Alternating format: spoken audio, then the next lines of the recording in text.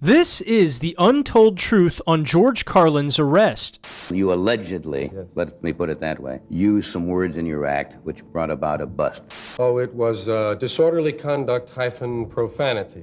There were about anywhere from 35 to 55,000 people present. In 1972, comedian George Carlin was performing his infamous 7 dirty words routine when he was ambushed by police officers and taken to prison for violating obscenity laws. This is a legendary story in comedy history, and if you'd like to know all of the nitty-gritty details surrounding George's arrest, then you've come to the right place. I will be discussing everything that led to George Carlin's arrest in this video. In the current world of stand-up, where some comedians claim they're under constant threat of cancellation, today we'll be taking a look at a time when comedians were literally arrested for telling jokes. Without further ado, let's jump right into it. In the summer of 1972 in Milwaukee, Wisconsin, the Milwaukee Summerfest was scheduled to take place the weekend of July 21st through the 23rd. The Milwaukee Summerfest is well known in the country for being one of the most popular music festivals with a diverse set of musical artists with thousands of fans in attendance. However, in addition to bringing a wide array of musical acts in 1972, the organizers of the music festival decided to expand to comedy and hired George Carlin, not only to make an appearance, but to open the show for many different musical acts. You might think to yourself that this was a huge mistake, and that the event organizers had to have known this could be a pending disaster. This may be true, but what is also true is that in the early 1960s, the counterculture movement had started to gain some serious traction, and the tide was really starting to shift, especially in the early 1970s, as the movement had gained some serious momentum over the last 8 to 10 years in America. The presence of the counterculture tide was particularly present in a lot of bands and music groups. George Carlin had also become a counterculture icon for his outspoken anti-establishment views and his callous disregard for authority. With this information present, you can start to understand why the event organizers thought that George Carlin would be a great fit for this music festival, and ultimately why it made sense for them to take a chance on the young comedian. You know what else makes sense? Liking this video and subscribing to the channel if you're enjoying the video and finding value in the content you're watching. I appreciate you guys watching and helping the community grow. Anyway, little did the organizers know, in 1972, George Carlin had been working very hard on his new comedy act, and with that he perfected one of his most infamous routines known as the 7 dirty words routine, which most notably appears in his comedy album Class Clown. In the 1970s, America had much more strict laws when it came to the concept of obscenity. Obscenity is classified as lewd, filthy, or disgusting words or pictures.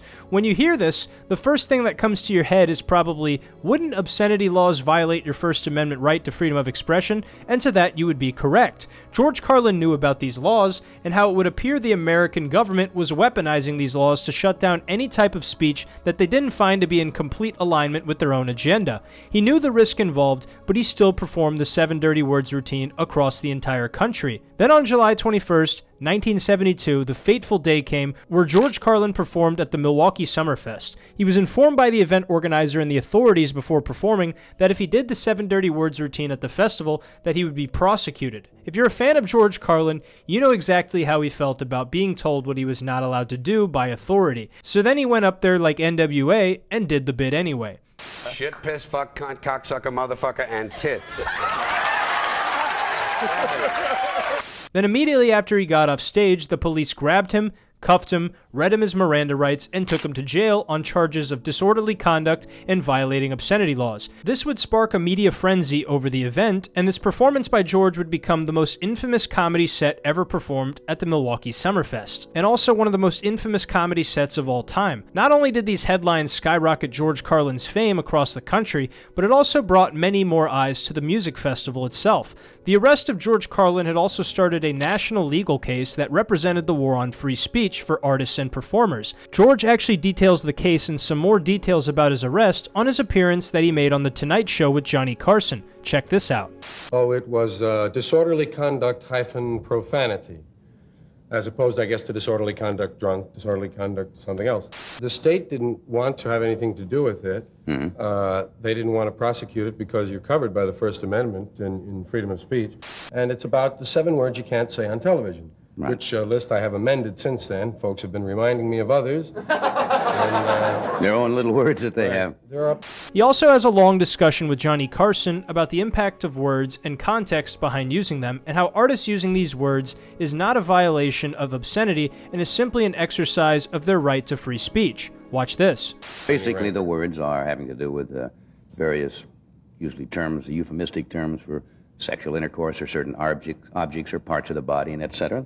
You mentioned now the First Amendment. I don't mean to jump in on you about, which gives you the right to. First Amendment, though, does not give you the right to yell fire in a crowded theater. which I did not. Yeah, but I'm saying, when you say I'm not saying that you did. I'm only saying that when people say freedom, there are certain. You can't slander anyone, and if I were to use those words at someone in the audience to arouse them, that would be another story. But there have been, I'm told, reversals by the Supreme Court recently on convictions where people were merely running in the streets yelling these words or wearing a shirt with the word on it. Now, certainly if those things were reversed, a performer should be protected by the First Amendment if he's in the pursuit of art or satire, whatever it is. So George was simply using his platform as a comedian to provide a satirical lens on the 7 words you were not allowed to say on TV at the time, but he was still arrested for it. This legal case prompted George to call the 7 dirty words the Milwaukee 7. Luckily for George, when the case went forward in December of 1972, Judge Raymond E. Geiringer ultimately decided to drop the charges on the grounds that the language was indecent, but that George had the right to say it as long as it did not cause a disturbance. Despite the charges being dropped, this arrest was not an isolated incident. George would end up being arrested for violating obscenity laws an astounding 7 additional times over the next year after performing the 7 dirty words routine. I found one more interview that George Carlin did with the TMJ4 News where he discusses the entire point of the bit, and it seems like he was truly disappointed that so many people were misinterpreting the premise behind his routine. So as I say, the idea of the material is to show the 7 words you can't say on television. Out of 400,000 words in the English language, there are 7 that right now I can't say to you that you. And so I use them in explaining that and in making fun of that ironic situation. And so I find it kind of funny to be hassled for using them when my intention is to free us from hassling people for using them. All in all, I know some people may cringe at the way I say this, but I firmly believe that in the early days of the counterculture movement, George Carlin, Lenny Bruce, Bill Hicks, and Richard Pryor were all pioneers of free speech, especially when it came to stand-up comedians. It seems like nowadays, there are a lot of comedians who claim to be pushing hard against the machine and claiming that people are trying to cancel them, when in reality a lot of them are receiving feedback, and of course not all of it is so pleasant to the ear. If you compare your average comedian that claims people are trying to cancel them to comedians like George Carlin and Lenny Bruce and what they went through, you'll realize that the art form has really come a long way. While the easy access to high-speed internet and social media may have amplified the amount of hate and noise there is for established artists, all of that is peanuts compared to having the cops walk on stage and take you to prison simply for saying a couple nasty words. There's another instance where George Carlin was arrested while at a Lenny Bruce concert, but I think I'll save that story for another video. This was the untold truth on George Carlin's arrest.